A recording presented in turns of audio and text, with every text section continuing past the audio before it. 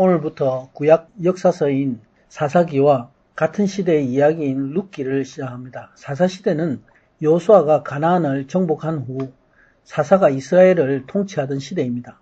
이때 연대는 이스라엘 백성이 가나안에 들어와서 7년 동안 정복 전쟁이 끝난 주전 1400년에서부터 사울왕이 왕에 오른 주전 1050년까지 350년의 기간입니다.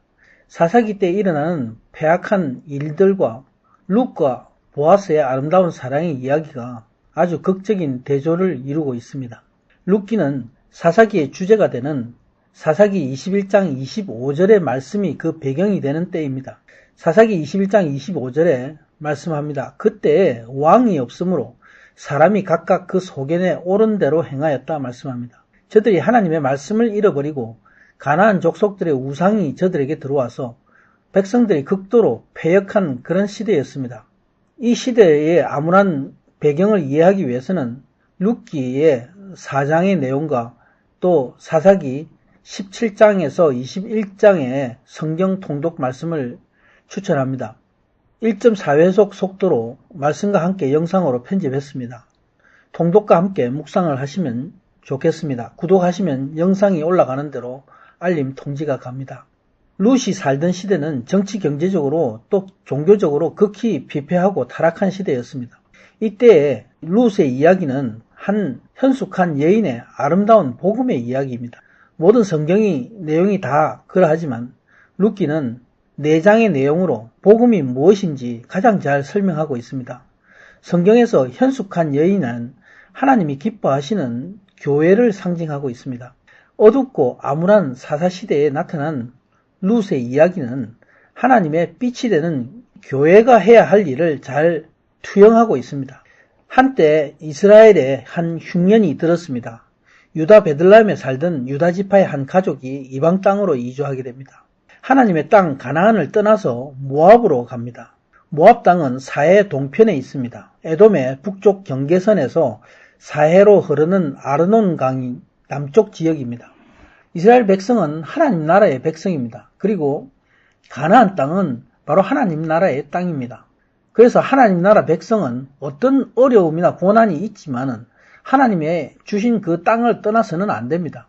바로 가나안은 하나님 나라의 그림자로서 이스라엘에게 주신 약속의 땅이기 때문에 그렇습니다. 일찍이 아브라함은 가나안 땅에 흉년이 들었을 때 기근을 피해서 애굽 땅으로 가게 됩니다. 그러나 하나님이 긍휼과 보호하심으로 돌아오게 됩니다. 이삭도 블레셋 땅으로 가는 실수를 저지릅니다. 저들이 이렇게 이주를 할 수 있다는 것은 어느 정도 여유가 있는 집안임을 알 수가 있습니다. 엘리멜렉의 가족이 모압 땅으로 이주한 것은 기근을 피해서 불편하지 않는 삶을 살 수 있을 것으로 생각해서 이주해 간 것입니다. 저들이 자기 땅을 버린 것은 목숨이 절박해서 이주한 것이 아니라 이기적인 목적이라고 할 수가 있습니다. 친구들과 가난한 이웃들을 버린 것입니다. 무엇보다도 하나님이 주신 약속의 땅을 버리고 떠난 것입니다. 2절에 엘리멜렉이 가족들의 이름이 나옵니다. 이 이름들의 의미가 참 새롭습니다. 엘리멜렉이라는 이름의 뜻은 하나님은 왕이시라는 의미입니다. 사사 시대에는 왕이 없었습니다. 각자가 자기의 뜻대로 살았습니다.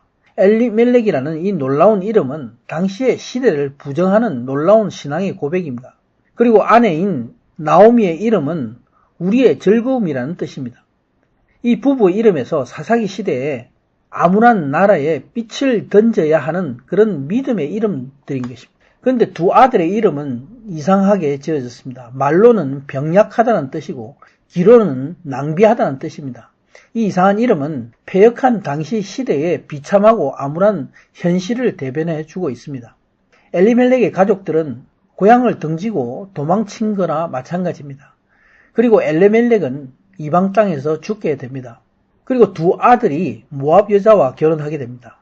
이제 나오미는 아들들과 함께 모압 땅에서 정착하게 됩니다. 이 땅은 오지 말아야 했을 땅입니다. 10년이 지나갑니다. 남편에 이어서 두 아들도 죽게 됩니다. 나오미의 삶은 이제 엄청난 슬픔과 좌절 가운데 처하게 되었습니다. 하나님이 우리에게 고난을 주실 때는 목적이 있습니다. 이 고난은 하나님을 알게 하고 저들로 순종하게 함으로 축복으로 돌이키기 위한 것입니다. 참된 하늘의 복을 알게 하기 위해서인 것입니다. 큰 며느리 첫째 아들의 말론의 아내 롯이고 작은 며느리는 둘째 아들 기론의 아내 오르바였습니다. 이들 자부의 이름도 특이합니다. 롯은 친구의 의미고 오르바는 잊혀진 이름이란 뜻입니다. 이들은 자신의 이름대로 삶을 선택하게 됩니다. 예수님은 자신을 따르는 자를 향해서 친구라고 하셨습니다. 룻은 시어머니 나오미를 따라서 예수님을 상징하는 보아스의 아내가 됩니다. 하나님 나라의 기업을 잇는 하나님 나라의 백성이 된 것입니다. 그러나 오르바는 축복의 이름에서 잊혀진 바 되었습니다. 이제 기근이 그친 고향의 소식을 듣게 된 나오미는 이제서야 하나님 땅으로 돌아가기로 마음먹고 돌아갑니다. 나오미는 강권에서 며느리들을 데려가지 않겠다. 재혼을 해서 여기 남으라 권합니다. 그러나 두 며느리는 나오미에게서 하나님을 알게 된 사람들입니다. 그래서 시어머니를 따라가겠다고 합니다. 저들은 나오미의 하나님을 영접하고 그 삶을 살기를 원해서 남편의 고향으로 가겠다고 따라 나선 것입니다. 11절에 나오미는 더 강하게 저들에게 돌아가라 권합니다. 저들 두 며느리를 향해서 너희가 새 남편을 구해서 결혼하고 이곳에서 자기 집으로 삼으라, 이곳에 남으라 강하게 권합니다. 너에게 태중에 아이도 없으니 부담 갖지 말고 이곳에 남아라 말씀합니다. 나오미는 하나님을 모르는 사람들을 예수님께로 인도하는 사역자를 상징하고 있습니다. 과연 내가 사역자라면 나는 무엇을 위해 사는가 묻고 싶습니다. 세상에 미련이 있다면 결단코 사역자가 될 수 없기 때문입니다. 그러나 나오미는 세상적인 마음으로 저들을 권하고 있습니다. 자신은 더 이상 남편을 두거나 아들을 낳지 못하는 나이라 말씀합니다. 또 자신에게 당장 아들이 생긴다 한들 저가 자랄 때까지 너희가 기다릴 수 없다 얘기합니다. 이 말씀은 두 며느리를 위해서 아들 낳아 유업을 잇게 하려는 것을 말씀합니다. 아무런 소망이 없습니다. 나오미는 하나님의 손이 자신을 쳤다 말씀합니다. 너희로 인해서 마음이 아프다 탄식하고 있습니다. 유대인에게 아들이 없다는 것은 죽음을 의미합니다. 기업을 이을 후손이 없기 때문입니다.